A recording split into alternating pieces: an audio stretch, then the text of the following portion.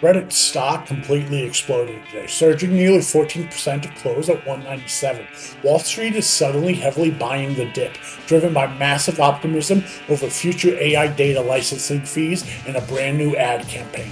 The platform is proving an AI powerhouse, but let's look at what the FSR data shows about this reversal. This massive rally comes right as investors look ahead to Q2 earnings at the end of July. Remember last quarter, Reddit absolutely crushed expectations, posting an EPS of $1.01 against a 56-cent estimate.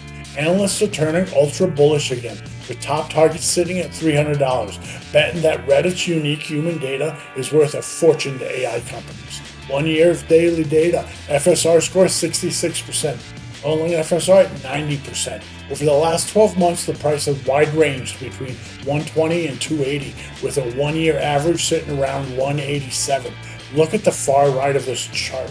That's today's massive candle tearing straight through that red average line. While the overall score of 66% reflects the high volatile 28% drop Reddit suffered over the last 6 months, look at the bottom graph. The average rolling FSR is still at a nice 90%.